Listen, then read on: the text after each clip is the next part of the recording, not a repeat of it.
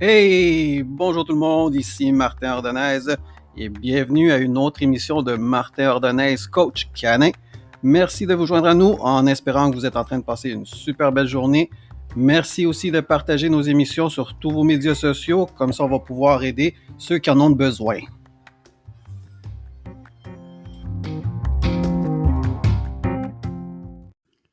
Dans l'épisode d'aujourd'hui, on va parler de comment choisir la bonne école pour son chien. Le plus important dans le choix d'une école pour l'éducation de votre chien, c'est de choisir une école avec laquelle vous allez cliquer. Donc, que l'ambiance doit être bien, les instructeurs aussi, vous devez avoir une certaine affinité. Il faut aussi que ça matche vos valeurs et aussi il faut que l'école puisse vous offrir les résultats dont vous avez besoin. Le conseil numéro un qu'on donnerait, c'est rester loin des écoles où est-ce qu'on applique de la violence euh, envers le chien. Donc, des écoles qui vous enseignent à prendre votre chien pour arrêter un comportement, ça, c'est non, no way. Et de l'autre côté, on a les écoles en renforcement positif. Donc, comme le mot le dit, c'est des écoles qui enseignent à renforcer tout positivement. Donc, c'est des écoles qui encouragent l'excitation, encourage pas dire non à son chien, encourage beaucoup de ribambelle et arc-en-ciel.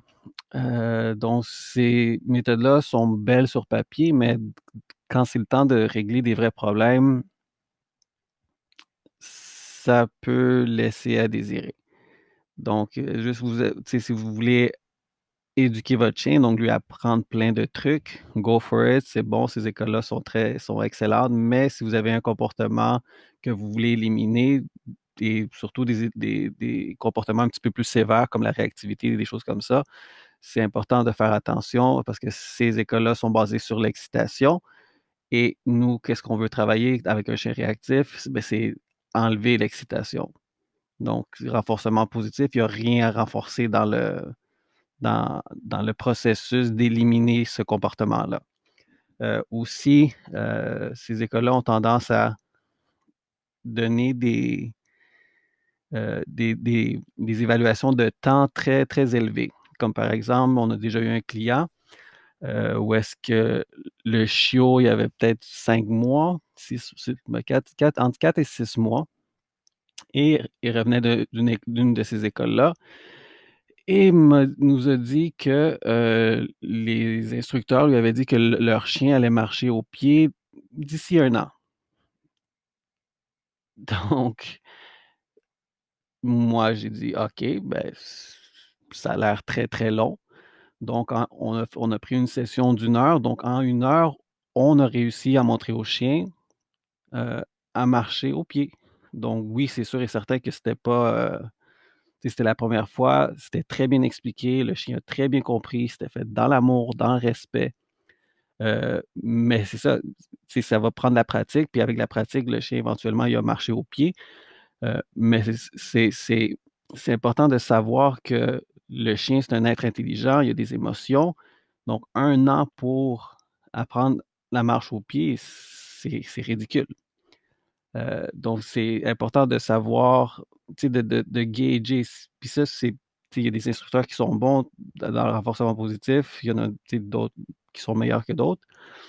Fait que c'est ça, il faut bien choisir l'école pour pouvoir,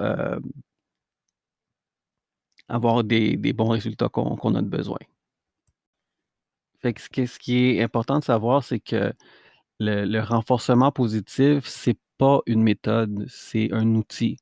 Donc, c'est un outil, pour ceux qui connaissent pas, mais ça vient d'un cadran. Donc, il y a renforcement positif, renforcement négatif, euh, et punition négative et punition positive. Donc, le renforcement positif, c'est ajouter quelque chose à un comportement et renforcement négatif, mais c'est retirer quelque chose quand le chien te donne un comportement. Donc, renforcer un comportement dans le positif tout le temps, quand on veut enlever un mauvais comportement. Donc, tu sais, comment on peut renforcer quand on veut enlever? Tu sais, il y a une corrélation qui vient créer quasiment une impossibilité. Donc, c'est pour ça que c'est super important de faire attention. Ces écoles-là aussi, des fois, mais la plupart du temps, quand il y a un mauvais comportement, on dit aux clients d'ignorer un comportement. Techniquement, ça fait pas de sens. C'est comme si votre enfant fait quelque chose, fait que vous ignorez, puis quand il fait la bonne chose, là, vous récompensez. Mais dans la vraie vie, ça marche pas. S'il y a un mauvais comportement, il faut l'adresser. Moi, personnellement, j'enseigne interrompre. Donc, interrompre, c'est par un son, par un toucher, euh, juste attirer l'attention pour dévier l'état d'esprit de l'excitation vers le calme. C'est aussi simple que ça. Et finalement, on a l'éducation balancée. D'autres l'appellent aussi éducation équilibrée et d'autres aussi l'appellent éducation adaptive.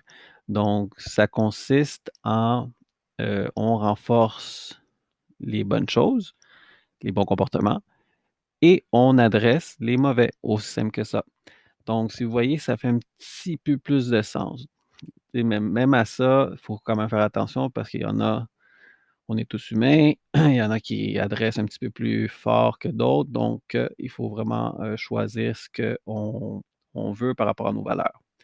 Donc, un exemple que nous aimons donner pour l'éducation équilibrée, adaptive, euh, balancée, c'est par exemple un enfant. Donc, un enfant qui frappe un autre enfant, on ne va pas ignorer.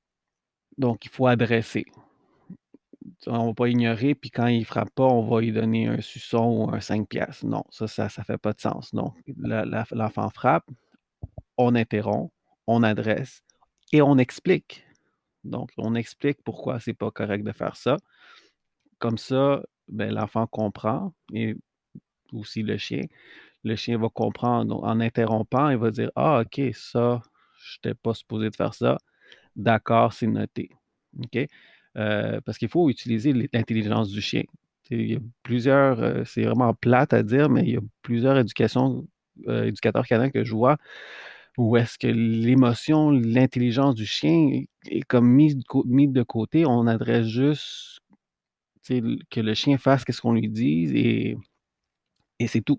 Mais non, si on y va, si on veut aller vraiment euh, enseigner à notre chien des bons comportements, c'est important de prendre ça en considération. C'est la moindre des choses.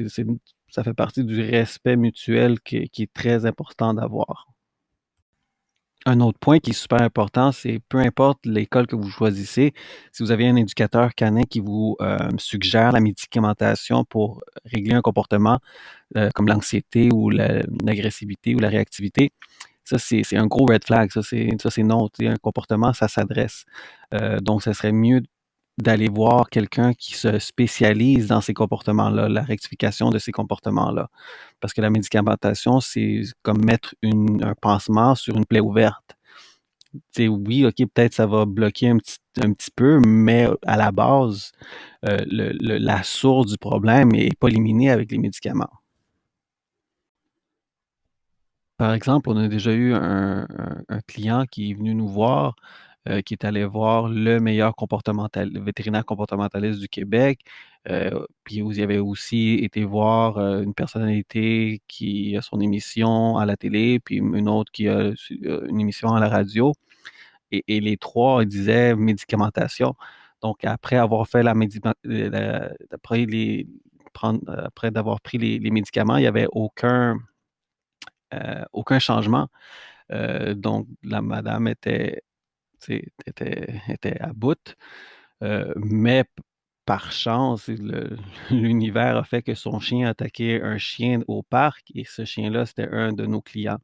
Donc, notre client a donné la carte, ils nous ont communiqué, ils ont communiqué avec nous. On a fait une session, on a fait 3 sessions ensemble. Dès la première session, euh, j'ai vu que la madame avait compris le langage canin, la psychologie canine que je lui avais expliqué et elle nous a écrit en disant que même les voisins remarquaient une différence dans les jours qui suivaient.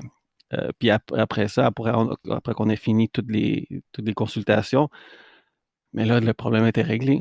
Et là, ils ont même réussi à s'acheter un autre chien, aller au chalet, puis voir d'autres chiens. Fait que c'est super important de savoir que la médicamentation, c'est pas la solution pour des problèmes de comportement. C'est vraiment aller chercher quelqu'un qui a l'expertise dans le comportement,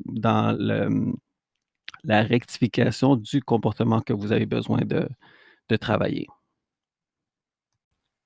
Donc, après avoir étudié tous ces types les choix d'école que vous avez, c'est important de vérifier le prix. Donc, si vous allez avec une école où est-ce que ça vous coûte des peanuts, mais vos résultats vont pas mal être des peanuts aussi.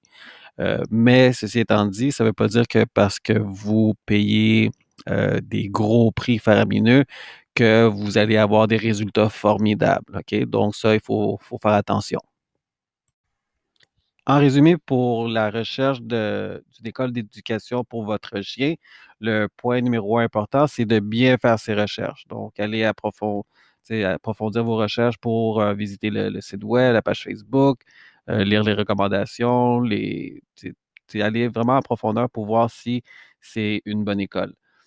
Ensuite, point numéro 2, on y va avec feeling. Donc, on y va, est-ce que ça match mes valeurs? Est-ce que je me sens bien là? Est-ce que j'ai confiance dans les instructeurs. Donc, ça, c'est super important.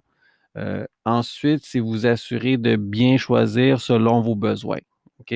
Euh, si vous avez un problème de réactivité, c'est important de pas, vous n'allez pas choisir un éducateur canin ou une école qui est experte en agilité. OK? Donc, ça fait pas de sens. C'est comme si vous avez un dégât d'eau et la personne que vous appelez, mais c'est votre garagiste. Donc, c'est non.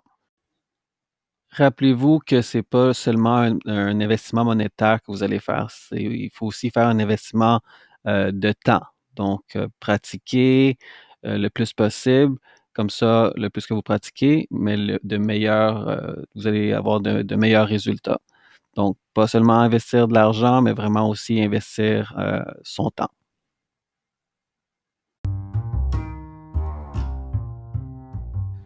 Merci de vous avoir joint à nous. Merci encore de partager ce podcast sur tous vos réseaux sociaux. Rappelez-vous que votre chien est toujours en train d'apprendre et vous observe et étudie à travers vos mouvements, vos habitudes et vos émotions. Alors soyez-en conscients.